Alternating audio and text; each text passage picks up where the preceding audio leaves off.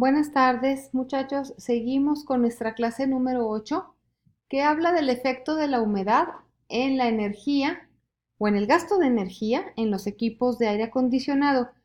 Como vivimos en Torreón y es sumamente caliente, para nosotros no va a ser una novedad saber de lo que se trata esta clase. Aquí dice que el consumo de energía en los aparatos de aire se ve fuertemente afectado por la cantidad de humedad en el aire. Acuérdense lo que es la humedad. La humedad se refería a la cantidad de agua que hay por unidad de aire en el ambiente. Entonces, un aire más húmedo tendrá mayor cantidad de vapor de agua alojado en eh, por cantidad de aire que haya en el ambiente. Entonces, cuando queremos utilizar un aire acondicionado para bajar la temperatura, si el aire está muy húmedo, pues el equipo hará un esfuerzo extra, porque acuérdense de los procesos de cambio de fase que tiene que haber y la energía que se implica por ellos. Ya lo vamos a ver en este ejemplo. Vamos a suponer dos aires acondicionados con la misma capacidad, de 13,000 BTUs por hora cada uno.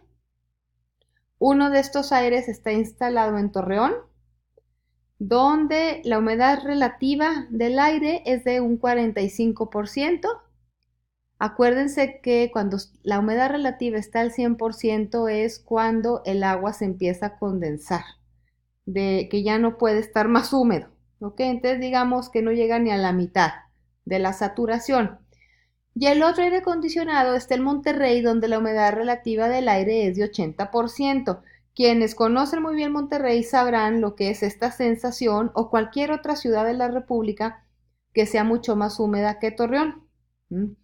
Ahora se dice, si en ambos casos se desean procesar 1,000 libras de aire de una temperatura inicial de 35 Celsius hasta una temperatura final de 20, discuta qué tanto es el efecto de la humedad en el consumo de energía y justifica esta discusión con cálculos. Obviamente, cuando la sensación de humedad es más grande, tenemos más calor, el consumo es mayor, pero haciendo un balance de energía nos damos cuenta de los procesos que tienen que ver que hace que el gasto energético sea considerable. Vamos a comenzar. Acuérdense que hay que hacer un diagrama de bloques y flechas para representar una situación en balance. Tenemos un aparato de aire acondicionado. Vamos a tener un aire de entrada que está a una temperatura de entrada, que la medimos con el termómetro. Va a tener una cierta composición, o sea, una cierta humedad, que nos va a permitir calcular la cantidad de agua y la cantidad de aire al inicio. Después, a la salida, pues tendremos un aire a esa temperatura final y también tendrá su composición de agua y de aire. Eso quiere decir que también es aire húmedo, pero mucho menos húmedo. De hecho, es aire que ya llegó a la saturación y conforme se baje esa temperatura, a lo mejor no lo quiero a 20, a lo mejor lo quiero a 18, pero bueno, seguirá en estado saturado. Y finalmente, la flecha azul indica un condensado. ¿Qué es lo que va a pasar?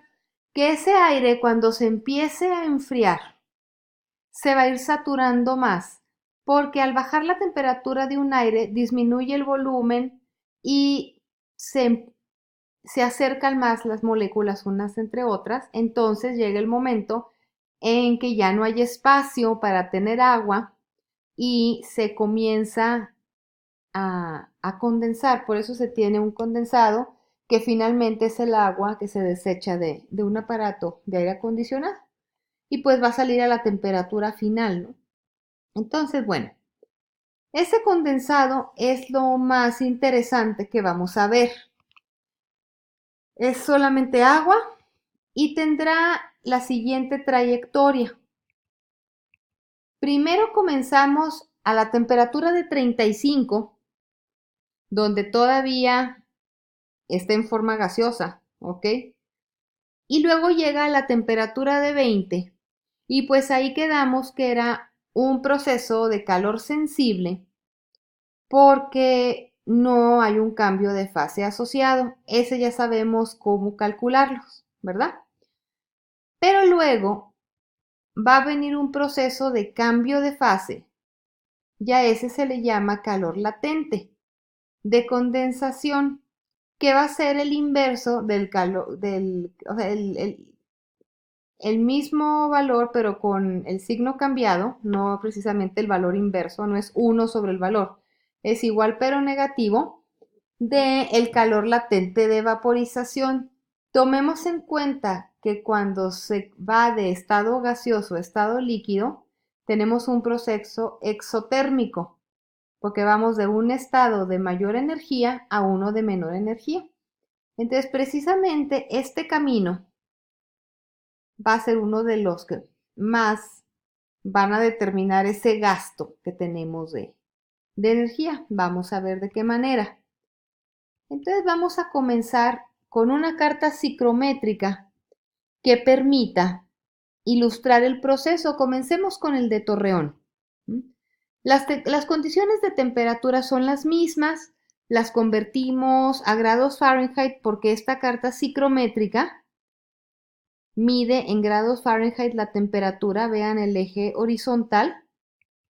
Entonces nos ubicamos en 95 Fahrenheit y luego tocamos aquí a una línea. Estas líneas van a ser las líneas de humedad relativa. Aquí por esta parte que estoy señalando con las flechas viene la humedad relativa, solo que aquí hay un 40 y aquí hay un 50. Como estamos hablando de un 45, de una manera aproximada nos ubicamos entre las dos líneas de humedad relativa para indicar que es un 45%. La señalamos con un punto y luego vemos que para la derecha, tocando este eje, tenemos libras de agua por libra de aire seco. Esto, como les había comentado en la introducción del problema, pues es la humedad, que es un poco menos de 0.016 libras de agua por cada libra de aire seco que esté en el ambiente. Y si tocamos hacia el lado izquierdo vamos a dar con el punto de rocío o saturación también, ¿sí? Entonces, ¿cuál es el camino que se sigue? Tenemos que llegar a la temperatura de 68. Entonces, digamos que aquí empieza la condensación del agua. Aquí está. Allí nos paramos. Entonces, vamos a ver cuál es el camino termodinámico para esto, ¿sí? De una manera, cuando ha terminado el proceso, aquí, ya cuando tenemos una temperatura de 20, la humedad habrá bajado a menos de 0.015, más o menos 0.0145, más o menos. Si es que queremos ser muy, digamos, de una manera muy aproximada que no está marcada en la escala, pero aproximadamente lo ubicamos. Aquí les pongo estas dos líneas de humedad relativa marcadas, que esta azul es la del 40 y la rosa es la del 50, y cómo nos ubicamos a la mitad para indicar el de 45. Entonces lo que hay que hacer en este caso es determinar la humedad. Vimos que a 35 Celsius y esa humedad relativa, estamos hablando de más o menos 0.0116 libras de agua por libra de aire seco, y a la de 20 grados menos de 0.015. Si lo consultamos de una manera muy exacta, van a ver que es de 0.0147 libras de agua por libras de aire seco y limpio. De aquí podemos sacar la composición. ¿Cómo le hacemos? Bueno, si se tienen 0.016 libras de agua y una libra de aire seco, el total de masa será 1.016 libras. Sacamos composición. Entonces tenemos un aire con composición peso de 15,75 de agua y 0,984225 de aire. A 35. Y a 20 hacemos lo mismo. Se mide la composición y lo vamos a ver dónde van estas informaciones. Para Torreón dijimos que teníamos 1000 libras, 35 Celsius, y multiplicados por 1000, digamos, la composición por 1000, por cada 1000 libras tendremos 15,75 libras de vapor y el resto para completar las 1000 de aire seco y limpio. Y a la salida tendremos 14,47 libras de vapor de agua y las mismas de aire, porque el aire pues no se condensa. Así como entra al aire acondicionado, así sale. Entonces de ahí podemos hacer las proporciones necesarias para saber cuánto es sobre todo el condensado, ¿verdad? Aquí tenemos que es 1,28 libras. ¿Cómo sabemos eso? Si sumamos 984,25 y 14,47, bueno, pues ahí vamos a saber que son 998,72 libras en total, y si entraron 1000, pues se condensaron 1,28 libras. Entonces, para eso nos sirve la carta psicométrica, para poder caracterizar esas dos corrientes. Haciendo un balance de energía, vamos a tomar como una referencia las condiciones iniciales. ¿Para qué? Para que la entalpía en esas condiciones sea un 0 y ya no tenemos que estar calculando nada. ¿Okay? Entonces, calculamos, esto es un 0, esta va a ser una entalpía de salida que tenemos para la corriente de salida que vimos, esa entalpía del condensado y ese calor que se necesita, ¿sí?, para llevar a cabo el funcionamiento del aparato de aire. Entonces, como esta vale un 0, la suma de la entalpía de salida y la entalpía del condensado va a ser ese calor requerido. Ok, con nuestra hoja de cálculo que ya tenemos muy bien caracterizada, pues tenemos la información de la corriente de salida, entonces tenemos la entalpía de la corriente de aire de salida, o sea, la que medimos con la carta psicométrica. Entonces, sacamos para el condensado, que eran 1,28 libras, las convertimos a gramos, lo convertimos a moles, entonces vemos que se condensaron 32,3 moles. No se confunda con esto de arriba. Esto de arriba es la corriente de salida, este aire de salida, esa es la corriente que está aquí, ¿ok? Entonces, este es el condensado, o sea, esta corriente de abajo. Entonces, para empezar, con la cantidad de masa que se condensa, lo pasamos a moles y seguimos el camino termodinámico. También con esa tabla lo podemos averiguar. Si hacemos eso para el agua, de 35 a 20, nos va a salir una entalpía de menos 16,291 joules. Trátenlo ustedes en su Excel. Es lo mismo que hicimos para la corriente de salida, pero ahora es para el condensado. Y luego viene el proceso de cambio de fase, que esa nos sale en menos 1,4 por 10 a la 6 joules, más o menos. ¿De dónde salió eso? Eso lo calculamos para un proceso de calor latente con la ecuación de Watson, por ejemplo. Ya también sabemos que se necesitan algunas propiedades críticas y de ahí podemos inferir lo demás. Se suman las dos y eso va a ser el calor, digamos, que se requiere Acuérdense que si tenemos un proceso exotérmico en esa condensación, pues entonces tenemos un proceso endotérmico, o sea, de demanda de energía para el aparato de aire. ¿Ok? Bueno, ahora en Monterrey utilizamos una carta psicométrica que tenga, digamos, la escala que necesitamos usar para las condiciones.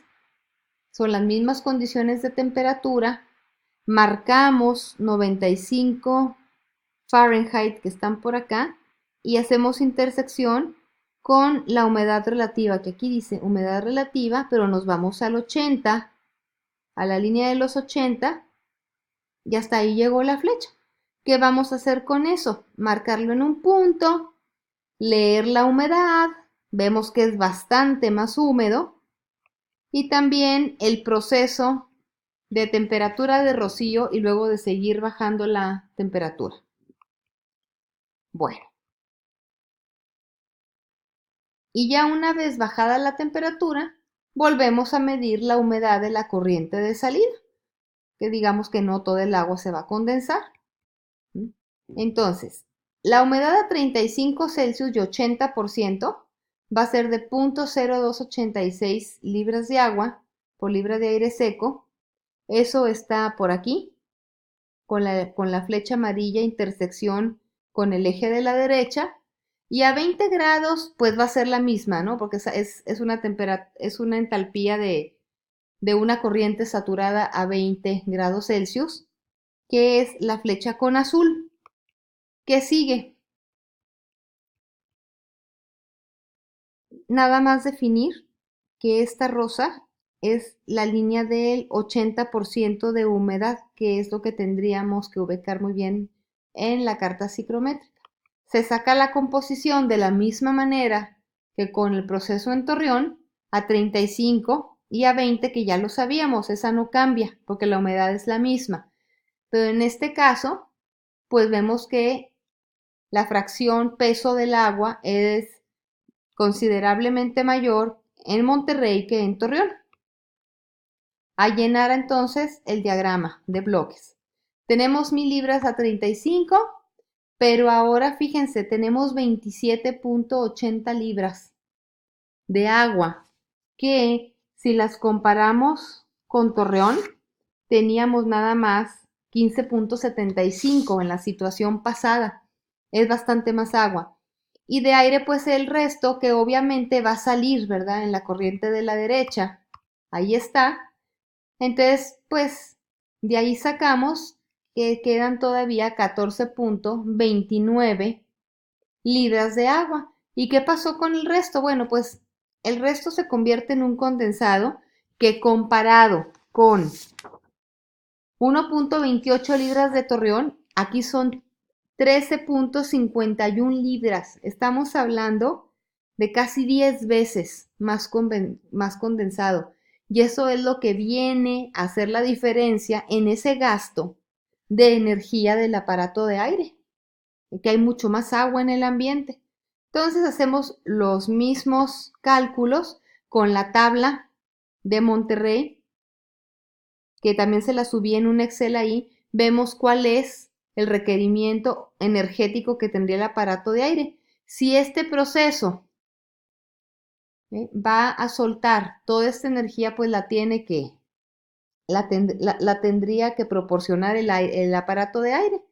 Y luego para el condensado ya tenemos la cantidad de 341 casi moles de agua líquida en comparación a las moles que teníamos en el ejercicio pasado, que eran solamente 32. Entonces estamos hablando de una cantidad de masa de agua de 10 veces más. Por eso es más demandante el proceso. Seguimos el camino. Ese es un calor latente, no, un calor sensible también.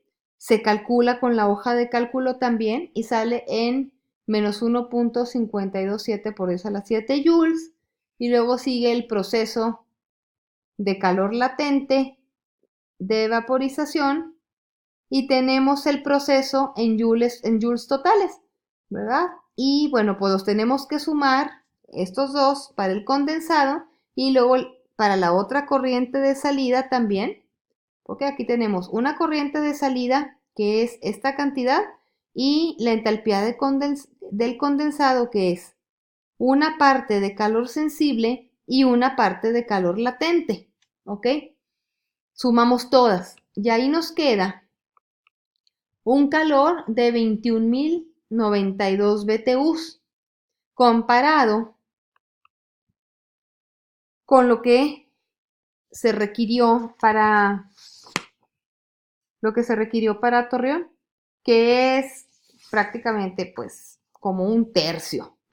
Entonces, obviamente que este proceso de enfriamiento va a ser mucho más caro por la energía que se gasta en Monterrey. Ahí ven la comparación. ¿Y cuánto tiempo le tomará al aire acondicionado lograr las condiciones deseadas? Bueno, pues tenemos que echarle un ojo a la capacidad, que son de 13.000 BTUs por hora, y sale que en Torreón, Coahuila, este proceso toma 36 minutos y medio, más o menos. Y para Monterrey, aquí me equivoqué, debe de decir Monterrey, son los 21.092 BTUs. Esos son 97.35 minutos. Entonces, también estamos hablando de bastantito más del doble, ¿sí?, para lograr el mismo objetivo, ¿sí? Entonces, hasta aquí llegamos con esta clase. No les había comentado en el video pasado, pero es muy recomendable que este tipo de cálculos los vayan haciendo en su cuaderno, porque por ejemplo van 22 minutos de video, pero hacer los cálculos pues obviamente toma más tiempo como lo tomaría en la clase. Entonces es recomendable que todo lo que vayamos haciendo en los videos lo vayan siguiendo y paren el video para que hagan sus cálculos. Entonces, hasta aquí llega la clase 8 y seguiremos con los diagramas en la clase 9. Muchas gracias.